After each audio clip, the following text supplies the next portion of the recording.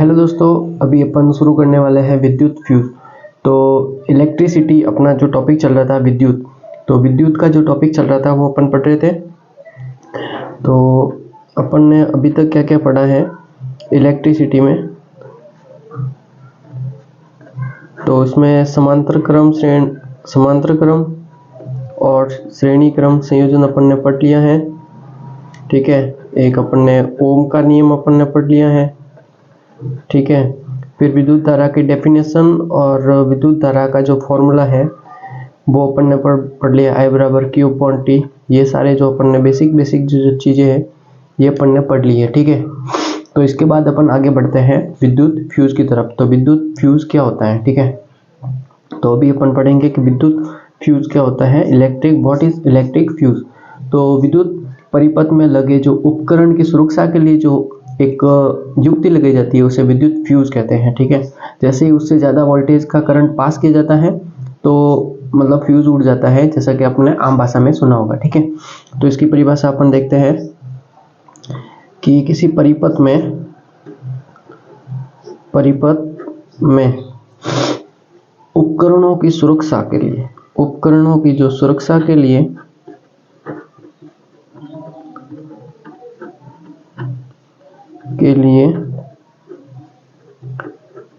प्रयुक्त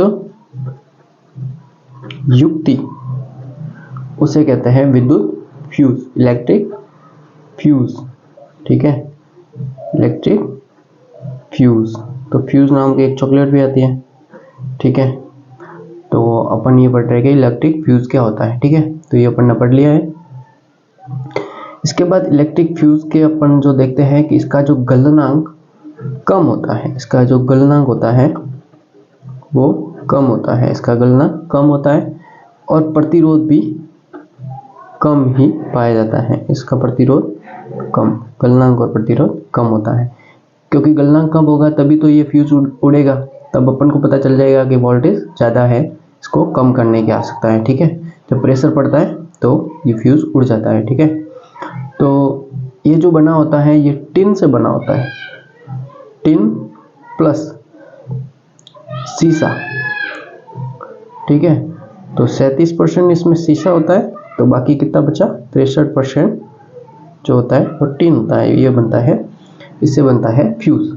ठीक है, तो इसे विद्युत परिपथ में श्रेणी क्रम में लगाया जाता है। विद्युत परिपथ में इसको श्रेणी क्रम में लगाया जाता है। तो ये था अपने विद्युत फ्यूज। ठीक है, आपने सुना होगा फ्यूज के बारे में, तो ये अपने विद्युत फ्यूज था। ठीक है, तो इसके बाद अपन आते हैं विद्युत धारा का तापीय प्रभाव। विद्युत धारा का तापीय प्रभाव। ठीक है, थर्मल इफेक्ट ऑफ इलेक्ट्रिसिटी। ठीक है, तो ये अपन पढ़ते हैं क्या होता है कि किसी बैटरी रासायनिक ऊर्जा को विद्युत ऊर्जा में परिवर्तित करती है। कोई सी भी बैटरी जो होती है वो रासायनिक ऊर्जा को विद्युत ऊर्जा में परिवर्तित करती है, मतलब विद्युत ऊर्जा।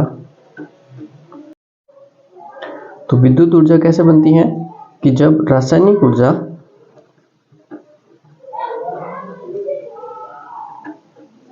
जो कि बैटरी से निकलती है उसे विद्युत ऊर्जा में बना दिया जाता है बैटरी के द्वारा। रासायनिक ऊर्जा ये बैटरी और यहाँ से ये विद्युत ऊर्जा। ठीक है, जिसे अपन इलेक्ट्रिसिटी के रूप में काम में लेते हैं। ठीक है, तो ये विद्युत ऊर्जा इलेक्ट्रॉन की गतिज ऊर्जा में वृद्धि करती है। जो इलेक्ट्रॉन्स होते हैं उनकी जो गतिज ऊर्जा होती है उनमें वृद्धि करते हैं।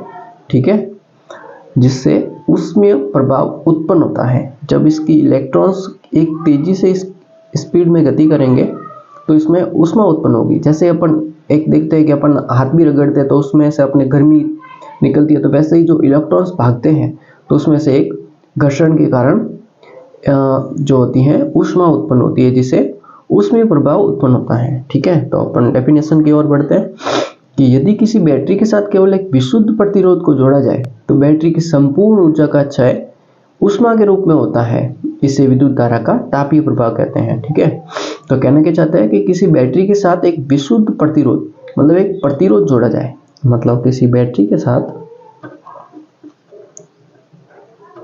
शॉर्ट सी डेफिनेशन बना रहे हैं अपन। ठीक है, किसी बैटरी के साथ विशुद्ध प्रतिरोध, ठीक है, जोड़ा जाए तो बैटरी की संपूर्ण ऊर्जा क्षय होकर ऊष्मा में बदल जाती हैं, जिस कारण से वो गर्म हो जाती है। ठीक है, बदल जाती हैं। ठीक है, तो बैटरी में अगर कहीं से भी प्रतिरोध होगा तो वो उसमें गर्म तो होगी, और इसको अपन कहते हैं विद्युत धारा का ऊष्मीय प्रवाह। विद्युत धारा का ऊष्मीय प्रभाव। ठीक है, तो ये था electric thermal effect of electricity. ठीक है, तो एग्जाम्पल अपन देखते हैं। एग्जाम्पल क्या है, तो इसमें होता है विद्युत हीटर, गीजर, ये सारे गर्म हो जाते हैं। ठीक है, और आयरन, अपनी जो इस्त्री प्रेस। ठीक है, तो ये होता है विद्युत धारा का ऊष्मीय प्रभाव। ठीक है, तो क्लास अच्छी लगी हो तो आप लाइक करना, और यहाँ तक बने रहने के लिए thanks for watching and stay tune, and मिलते हैं अगली क्लास में। ठीक है।